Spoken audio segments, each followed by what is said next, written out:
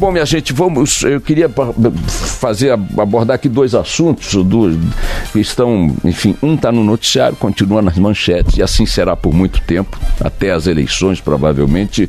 Não vamos ter outro tipo de rotina no dia a dia do noticiário, especialmente do noticiário político.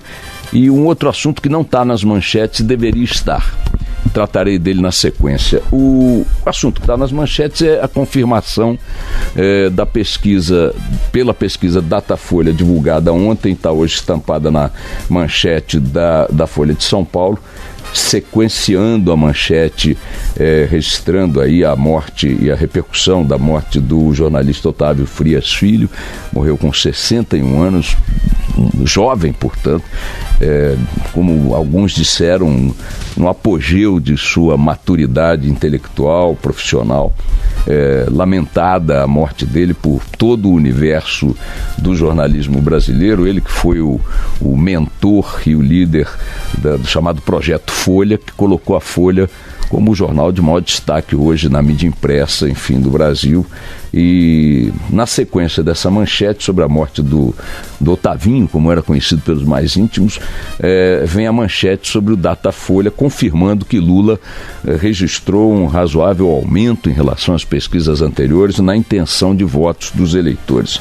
39%, dando ali o mesmo número com a margem de erro de todas as pesquisas, registrado pelo Ibope e pela pesquisa do MDA ontem. Estes registraram 37% para Lula, agora o Datafolha dá 39%.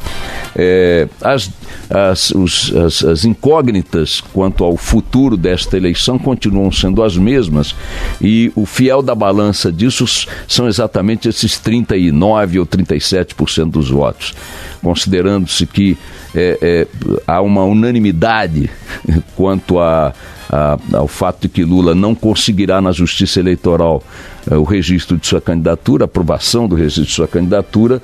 Haverá uma legião de votos órfãos, e as pesquisas, a cada uma há uma indicação diferente sobre que destino terão esses votos. Então, há dois grandes contingentes de eleitores que serão suficientes, cada um deles, para alterar ou definir o cenário do segundo turno e, quiçá, até do resultado final das eleições. O primeiro contingente é esse. Há um líder nas pesquisas de intenção de votos que não estará na disputa eleitoral, ao que tudo indica, e me parece que é bobagem discutir que essa possibilidade não se materializará, a despeito da grande mobilização que o PT está fazendo em seu campo de influência e até de alguns sinais internacionais de apoio e tal, blá, blá. Então, para onde irão esses 39% dos votos de Lula? O Haddad, que é o seu candidato declarado já, caso a candidatura dele seja barrada pela Justiça Eleitoral, não consegue, pelo menos até agora, nas pesquisas, herdar este espólio, herdar este patrimônio político.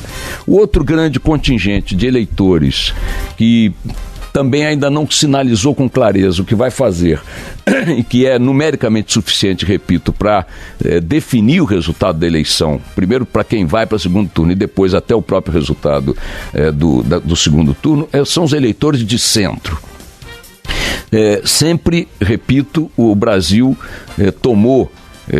elegeu presidentes com o centro sendo a força determinante da vitória. Ontem eu lembrava aqui que o próprio Lula só conseguiu a consagradora vitória que conseguiu na sua primeira eleição para presidente da República, quando despiu-se da imagem que tinha de um sindicalista radical, de esquerda, aquela coisa toda, e fez a carta para os brasileiros. É engraçado que hoje há um fenômeno curioso em relação ao Bolsonaro, não pelo campo da esquerda, mas pelo campo da direita radical, vista como radical, assim como Lula era visto e de fato correspondia a uma esquerda mais radical. O Bolsonaro corresponde hoje a uma direita radical, bem mais radical que os outros candidatos que possam ser vistos como direita ou centro-direita. E a semelhança entre os dois fatos é o seguinte: assim como com Lula naquela eleição havia a cotação Lula no câmbio, vocês lembram?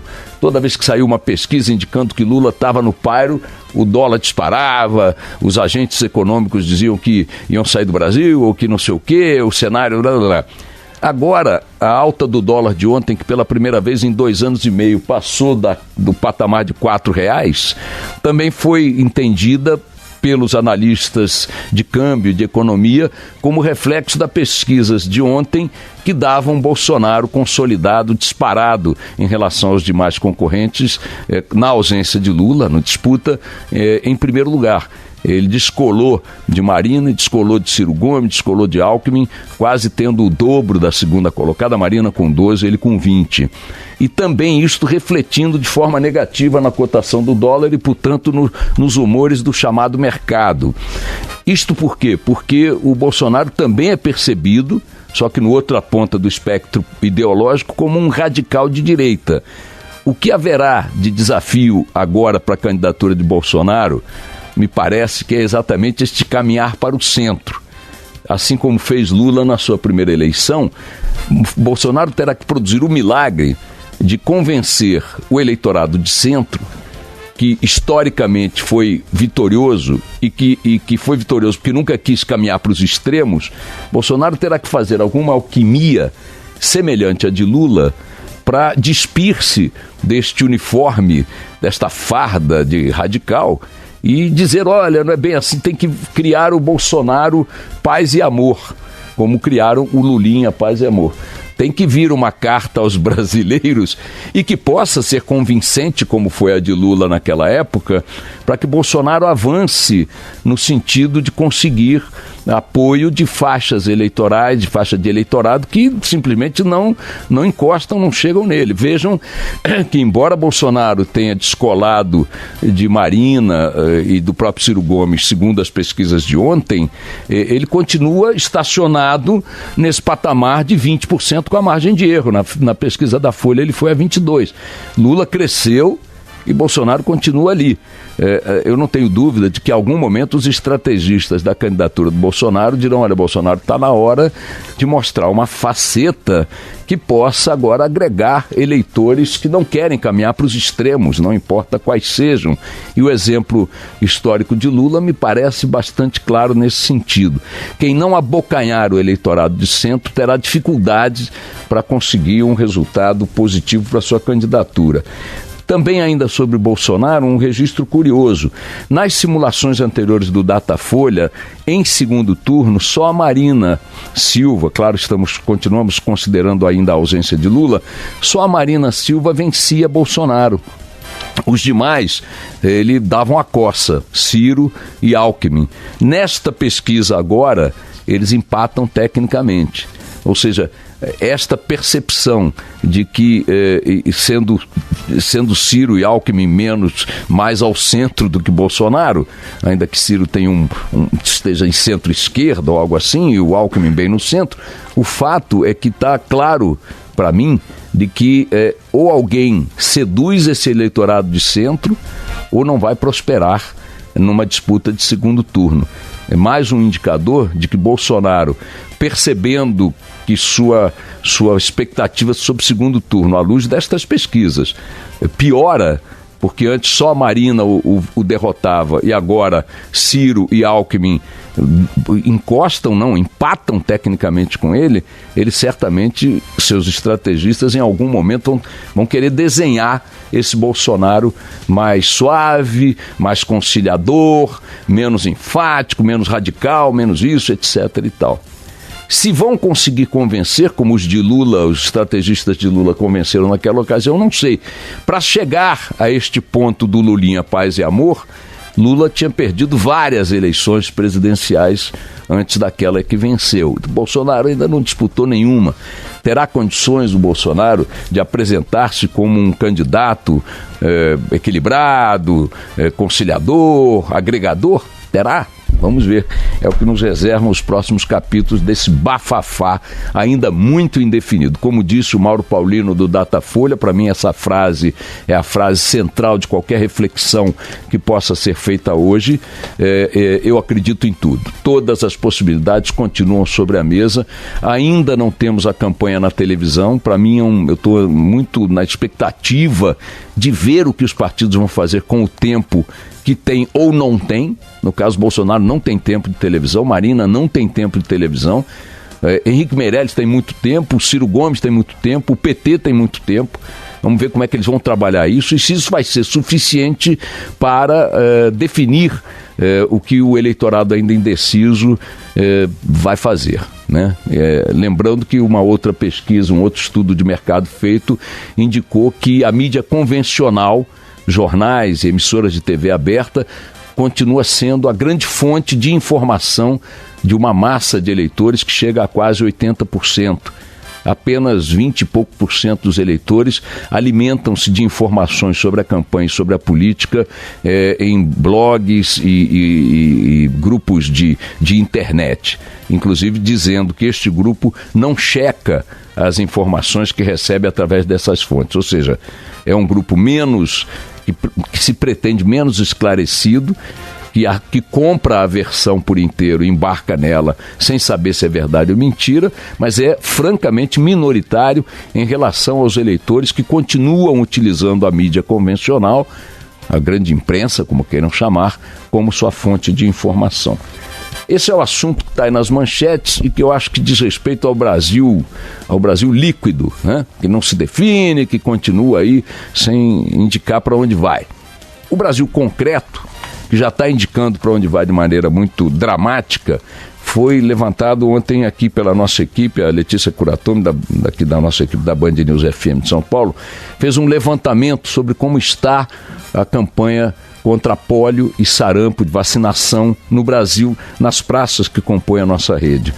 É impressionante, minha gente, que a praça que tem o melhor nível de vacinação não passa de 66%. Significa que no Espírito Santo, que é essa praça, de cada 10 famílias, 4 ainda não imunizaram suas crianças de 1 a 5 anos contra sarampo e contra a pólio. Na verdade, o número do sarampo é o mais expressivo, sendo que em alguns estados, como o Rio de Janeiro, a vacinação não passa de 32%, nem para pólio, nem para o sarampo. Em outros estados, por exemplo, Brasília, no Distrito Federal, no caso, de cada 10 famílias, quase 6 ainda não imunizaram as suas crianças. Na Bahia, a mesma coisa. E ninguém chega a 70%, aliás, corrigindo, o melhor índice é do Amazonas, com 69% para o sarampo, mas apenas 40% para a pólio. A Europa está vivendo em vários países um surto de sarampo. O sarampo está voltando a apavorar, a assustar, a matar gente até no primeiro mundo. Não vai ser diferente aqui, aliás, já não está sendo. Na poliomielite também. O fenômeno é explicado por 2 razões. Primeiro, a geração de hoje, até de pessoas adultas, aí na faixa de 30, 40 anos, já que são pais de crianças, não viveram a realidade da presença dessas doenças no seu calendário de riscos, no seu horizonte de riscos. Então, não dimensionam o que elas representam, porque as vacinações realizadas décadas atrás baniram essas doenças do cenário da saúde brasileira. Então, como não sabiam, é como a geração de hoje em relação à AIDS. É menos cuidadosa, menos atenta. Por quê? Porque a medicação controlou aí a mortalidade da AIDS e muita gente acha que a AIDS deixou de ser um problema. Não é. Então, por que eu estou falando desse assunto? Porque me surpreende profundamente que um Estado como o nosso, que se mete na liberdade da pessoa para votar, obriga a votar, e se mete na liberdade da pessoa para servir para as Forças Armadas, ser obrigado a servir para as Forças Armadas, que se mete na liberdade da pessoa se ela quer educar o filho em casa, sem matricular na escola, dando a educação dentro de casa, que se mete na liberdade da pessoa se ela quer formalizar um casamento homossexual ou constituir uma família poliafetiva com os direitos civis das famílias de outra configuração, que se mete na vida do cidadão, na individualidade do cidadão, se ele quiser fumar maconha ou se injetar uma droga ou fazer o que bem interessa. Um Estado que se mete na vida da sociedade, do cidadão, do jeito que se mete o Estado brasileiro, não se mete na vida do cidadão para dizer para ele, olha, se não vacinar o teu filho, você vai sofrer esta ou esta restrição. Porque recursos legais para isso existem.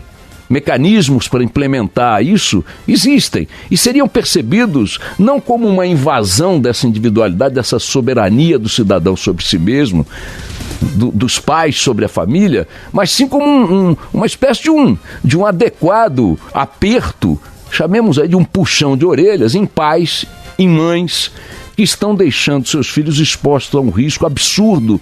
Neste nível que eu acabei de descrever, no Rio de Janeiro é ridículo, 30% de cada 10 famílias, 7 não estão vacinando as crianças. Então, primeiro, acho que o Estado brasileiro, o Congresso, o Ministério da Saúde, o Ministério da Educação, tinham que anunciar medidas que pudessem ser coercitivas mesmo, né?